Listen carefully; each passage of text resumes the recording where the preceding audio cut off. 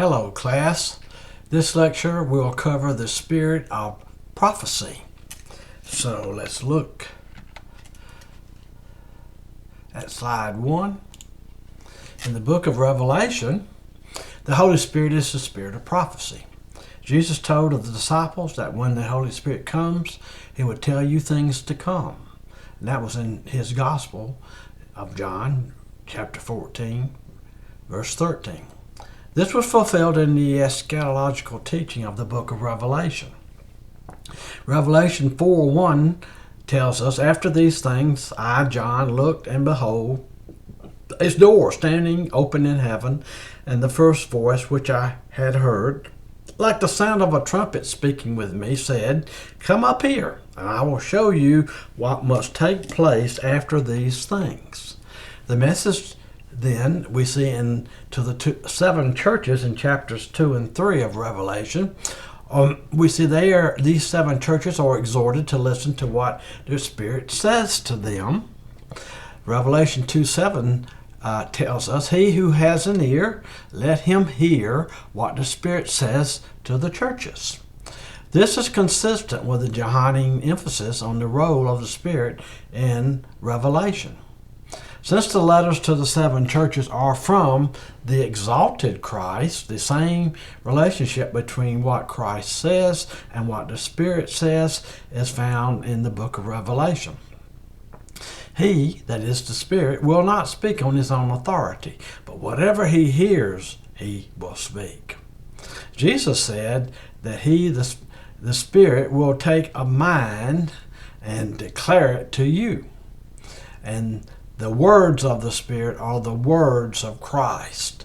And so this was all a fulfillment in the book of Revelation of prophecy that was predicted, Jesus predicted to the disciples. And in John 16:13, we get that record, and we see in the book of Revelation the fulfillment of that prophecy. John spoke of being in the Spirit when he received the messages to the 7 churches and the visions of the rest of the book. Revelation 1:10, John writes, "I was in the Spirit on the Lord's day, and I heard behind me a loud voice like the sound of a trumpet, saying, 'Write in a book what you see and send it to the 7 churches.'" John was carried away in the Spirit to see the woman on the scarlet beast, Revelation 17:3, and the New Jerusalem coming down of heaven from God, the same thing. He was carried in the Spirit. Let's read about the New Jerusalem. Revelation 21:10, "And he carried me away in the Spirit to a great and high mountain, and showed me the holy city, Jerusalem, coming down out of heaven from God." John left no doubt what he had seen and written did not come from himself, but had been revealed to him by the Holy Spirit. Now let's look at the 7 spirits of God as we see in the book of Revelation. John did not hold then to a plurality of spirits, that there are 7 of them, since he referred to the Spirit in the singular in other places. The 7 spirits are mentioned in relation to the 7 stars, Revelation 3:1, and the 7 lamps, Revelation 4:5, and the 7 horns and 7 eyes in Revelation 5:6.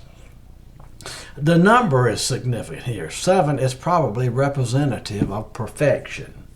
The connection of the number 7 with the Spirit may be based on an allusion to Isaiah chapter 11, verse 2, where the Spirit is described in terms of attributes. Let's read it. "The Spirit of the Lord shall rest upon him," that is the Messiah, "the Spirit of wisdom and understanding, the Spirit of counsel and might, the Spirit of knowledge and of the fear of the Lord."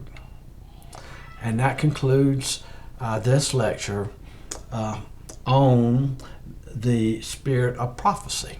And the source, Roy Zuck and Darrell Box, were the editors of a theology of John's writing in a biblical theology of the New Testament, page 202. And that concludes this lecture.